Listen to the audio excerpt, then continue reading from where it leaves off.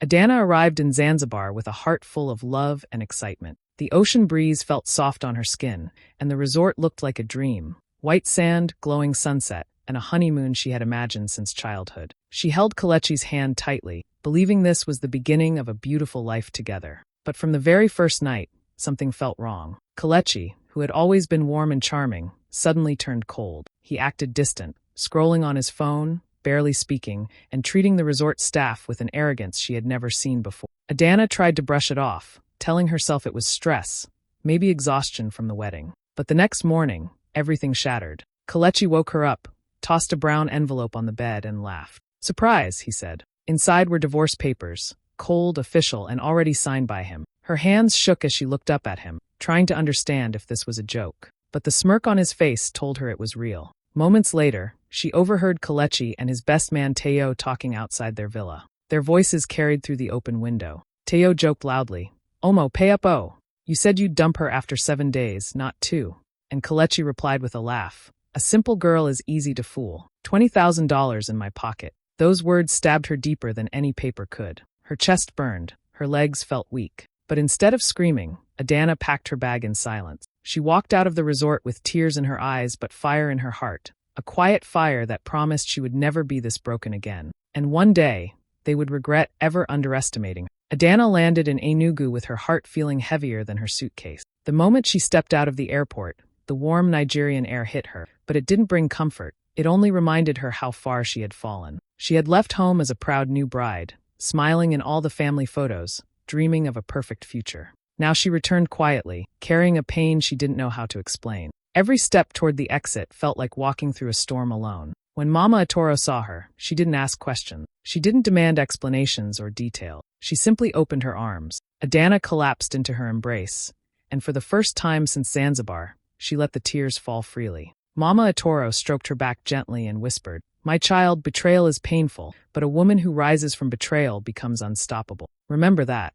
Those words stayed in Adana's mind like fire. She didn't want to be pitied. She didn't want people gossiping about her. So the very next day, she disappeared from every social circle she once belonged to. She blocked Kelechi, blocked Teo, blocked mutual friends, and even deleted every wedding photo. She didn't want reminders of a marriage that died before it even lived. Neighbors noticed her silence, but she kept her head down. No outings, no parties, no social media. She stayed indoors, helping Mama Atoro with house chores, reading quietly, and thinking about everything she had ignored in her relationship. The lies, the arrogance, the subtle disrespect. All the red flags she had explained away, because she believed in love too much.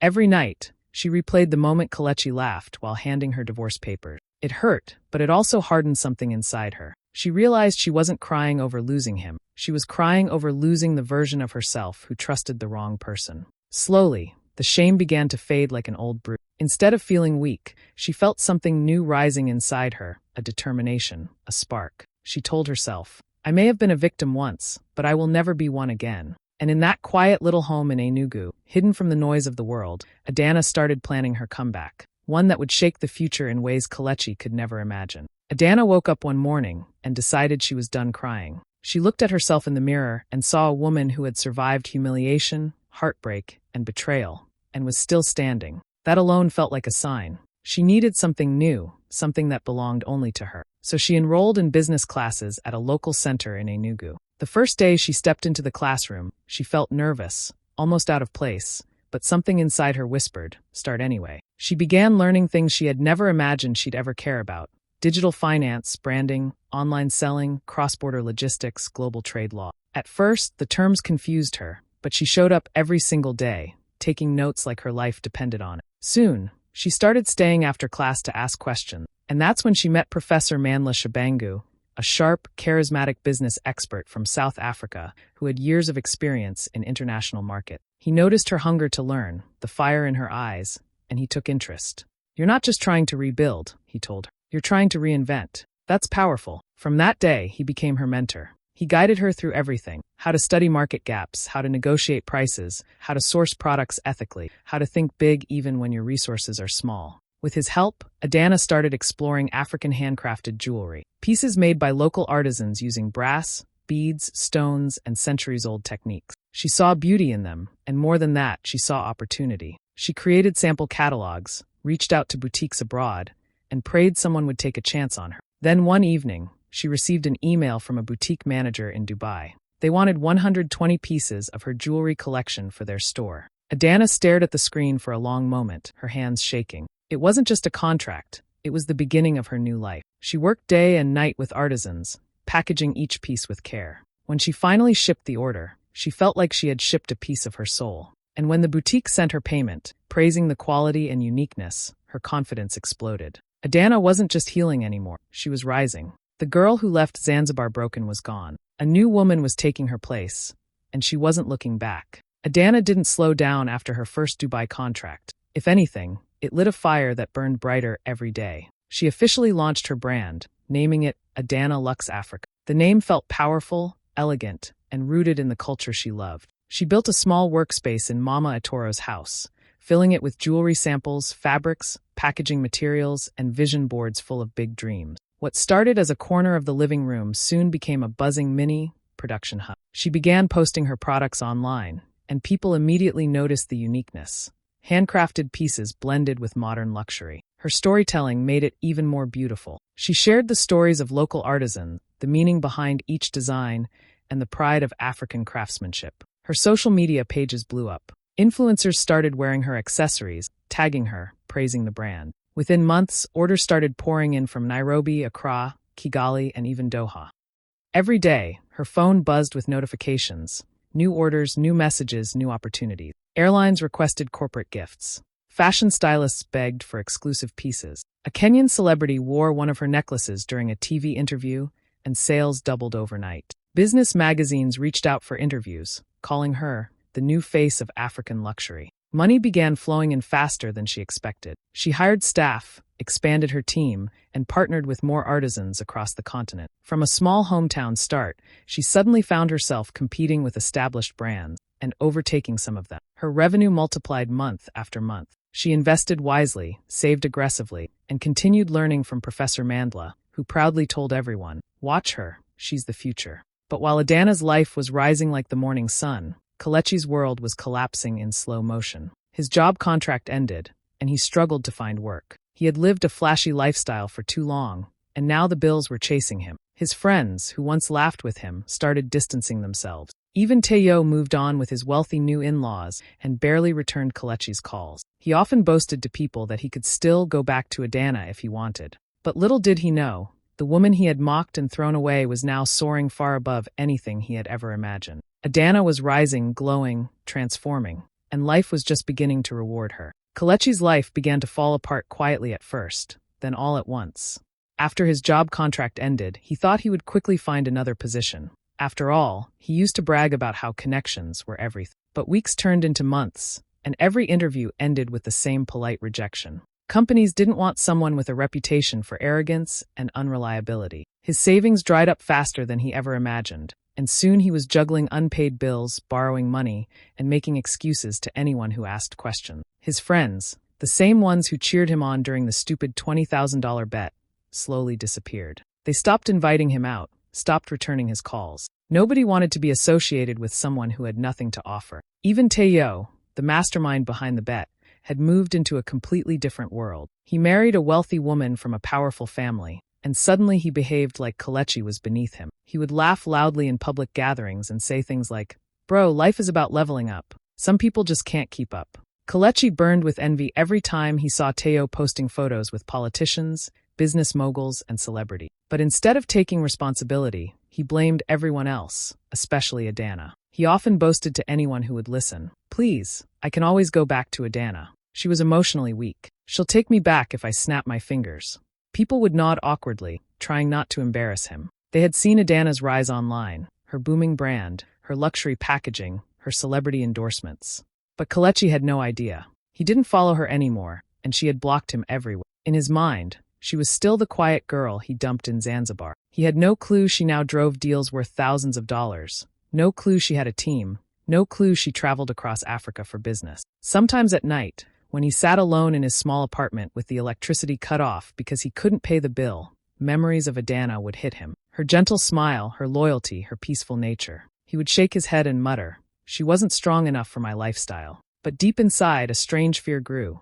What if she had moved on? What if she had changed? What if he had destroyed the only good thing he ever had? Still, his pride made him hold onto the lie that she needed him. He didn't know that the girl he discarded was now a millionaire, and rising fast. Adana's rise eventually took her to places she had once only dreamed about. When she received an exclusive invitation to be a VIP speaker at a prestigious Women in Business gala in Abuja, she almost cried. It was a milestone she had worked for silently, step by step, moment by moment. On the night of the event, she stepped out of her hotel suite in a breathtaking gold designer dress that hugged her confidence perfectly. Her makeup was soft and elegant, her hair styled like she was born for the spotlight. As she walked into the venue, heads turned instantly. People whispered her name, admiring her glow, her poise, her quiet power. The hall was full of influential business leaders, celebrities, CEOs, and diplomats. Photographers rushed toward her, capturing every angle as she smiled with calm grace. She looked like a woman who had conquered storms and now walked on her own sunshine. But across the room, someone else was watching, someone she didn't expect. Kelechi stood near the entrance, holding a small staff badge around his neck. He was working there temporarily as low-level event support, assigned to help with guest seating and backstage coordination. His uniform looked dull compared to the glamorous world around him, and his shoulders carried the weight of his struggles. He turned around at the exact moment Adana entered, and his entire body froze. His mouth parted slightly, his eyes widened, and for a moment he forgot how to breathe. The woman walking toward the center of the room didn't look anything like the simple girl he once mocked. She looked powerful, expensive, untouchable. Her confidence filled the room, and every camera followed her like she was the main event, because she was. A photographer noticed the stunned look on Kelechi's face and instinctively snapped a picture. The contrast was almost cinematic, Adana glowing in gold, walking like royalty, and Kelechi in the background looking like he had seen a ghost from his past. The image spread quickly among guests, whispered about, laughed about. Adana didn't even see him at first. She was too busy shaking hands, greeting other VIPs, and posing for photos. But Kelechi couldn't move. He just stood there, watching her rise like the universe was reminding him of the biggest mistake he ever made. And in that moment, for the first time, he understood. The girl he betrayed was gone. A queen had taken her place. Kelechi waited until Adana stepped away from a group of guests before he gathered the courage to approach her. His hands were shaking, his voice unsteady, but he forced himself forward. "Adana, please can we talk?" he whispered, blocking her path slightly. She turned slowly, her face calm and unreadable. She didn't even look surprised. "About what?" she asked softly, as if speaking to a stranger. Her voice was polite, controlled, and completely free of the old emotions he expected from her. That alone shook him. Kelechi swallowed hard. I never meant to hurt you. Things happened too fast. I wasn't thinking clearly. You know I cared for you." Adana stared at him for a long second, then gave a small, almost pitying smile. "You didn't mean to hurt me?" she repeated. "Are you sure you want to lie tonight in this place, in front of all these people?" He blinked nervously. "Adana, please. Let's talk privately. You're misunderstanding." Before he could finish, she calmly unlocked her phone. "No need," she said. "Let's listen together." She tapped a file, and suddenly Kelechi's own voice filled the elegant hall. A loud recording played, Kelechi laughing, bragging. $20,000 just to marry and dump her. She actually thought I loved her. Then Teo's voice joined in, mocking her, calling her simple. The room froze. Conversations stopped mid-sentence. Heads turned sharply toward them. People gasped. A few covered their mouths in shock. Others shook their heads with disgust. Kelechi's face drained of color. "Adana, stop please. Not here."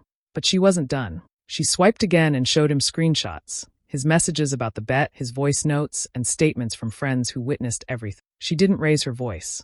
She didn't insult him. She didn't even look angry. She simply exposed the truth. Guests leaned closer, phones raised, cameras clicking. The humiliation spread across the room like wildfire. Kelechi began trembling. "Adana, please stop. I'm begging you." She finally looked him straight in the eyes and said quietly, "This is not revenge. This is clarity. You didn't break me, you freed me." The entire gala erupted in whispers and shock. Kelechi stumbled backward, unable to escape the eyes, the whispers, the shame. In that moment, everyone saw exactly who he really was. And Adana walked away, untouched, unbothered, unstoppable. Kelechi sank into a chair nearby, his hands covering his face. Tears streamed down his cheeks as he begged. "Adana, please.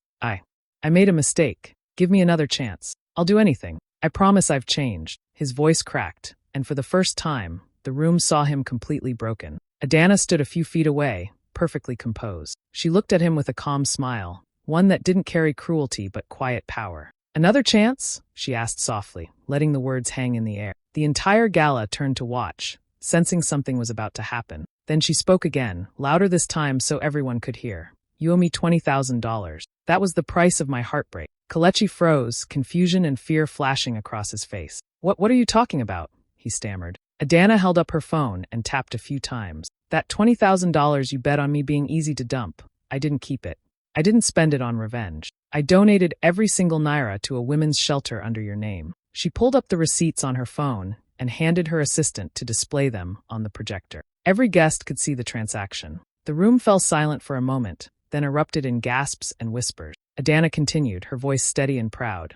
"Because of your bet, hundreds of women now have safety, education, and hope. Your cruelty became their blessing. Your arrogance funded their protection. You wanted to break me, but you only built something greater." Kelechi's jaw dropped. He tried to speak, but no words came out. He looked around, seeing everyone staring at him, some shaking their heads, others whispering, and a few recording the moment for social media. Applause started slowly, then grew louder and louder. People stood and clapped for Adana, not just for her bravery, but for her intelligence, her grace, and the poetic justice of the moment. Cameras clicked, flashes went off, and the event buzzed with excitement. Adana's smile grew slightly, proud and serene, watching the room celebrate the woman she had become. Kelechi slumped lower in his seat, completely humiliated. He realized, too late, that he had been bested by the very person he thought he could control. Adana turned and walked away, the crowd following her with admiration and cheers. Her steps were light, her head high, and in that moment, she didn't just win against Kelechi. She won for herself, for every woman who had ever been underestimated, and for the countless lives she had just changed.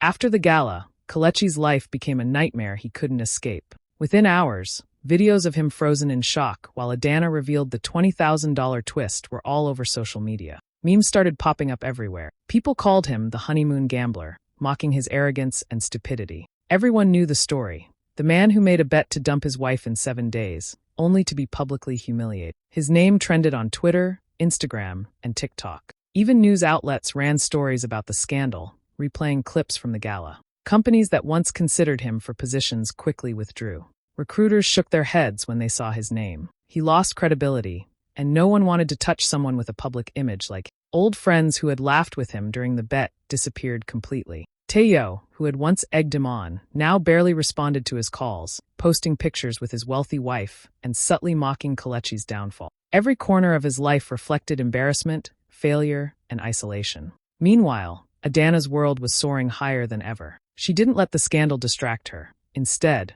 she focused on growth and opportunity. Her phone rang constantly with new business inquiries, partnerships, and media requests. One of the biggest moments came when a major South African luxury group reached out to her. They wanted to collaborate on an exclusive African accessories line, impressed by her brand, professionalism, and social impact. After careful negotiations, Adana signed a partnership deal worth $3.2 million. She invested part of the funds in expanding her workshops across Lagos and Nairobi, hiring more artisans, and creating a dedicated design lab in Cape Town. Social media exploded once again, but this time in praise and admiration. Influencers, journalists, and celebrities shared her story, calling her the queen of African luxury and the woman who turned betrayal into power. Every success she achieved was a stark contrast to Kelechi's public collapse. While he scrolled through endless memes mocking him, she was flying to South Africa, attending board meetings, and planning new product launches. Karma had not just caught up with him, it had delivered a lesson in the most public, undeniable way. Kelechi had tried to control her, humiliate her, and dismiss her. But the universe had its own way of balancing things. Adana's empire was growing, her influence spreading across continents, and her life had become the living proof that betrayal could be transformed into unstoppable success. Adana's journey had taken her farther than she had ever imagined. From a heartbreak in Zanzibar to classrooms in Enugu, she had built something extraordinary. Her brand, Adana Luxe Africa, now had a headquarters in Lagos, a luxurious showroom in Nairobi, and a design lab in Cape Town. Orders flowed from across the continent and beyond, and her name became synonymous with elegance, quality, and African pride. She was no longer the girl who left Zanzibar in tears. She was a woman who commanded respect wherever she went. Despite all her success, she never forgot where she had started. That's why she returned to Zanzibar, but this time, it was on her terms. She purchased a stunning home overlooking the ocean, the same beach where Kelechi had laughed while handing her divorce papers. The memories still lingered, but now they were powerless. The home was hers, a symbol of victory and freedom, a reminder that the pain she endured had forged her into someone stronger. On the day she arrived, she wore a breathtaking gold African couture dress that shimmered in the sunlight. Her hair flowed perfectly, her posture proud and confident. She stepped onto the soft white sand, feeling the cool waves brush her feet. Each step was steady, deliberate, and full of grace. Tourists and neighbors paused to admire her presence, unaware of the story behind the glowing, unstoppable woman walking along the shore. Adana paused for a moment, taking in the vast blue ocean stretching before. She smiled, feeling a deep, quiet satisfaction. The girl who had been hurt, humiliated, and underestimated had transformed into a queen in every sense. She raised her head, letting the wind play through her hair, feeling free, powerful, and fully alive. She whispered to herself, almost as if the ocean could hear. He broke the woman I was, and built the woman I became. With that, she walked on, unstoppable, leaving the past behind, ready for whatever her empire and her life had in store next.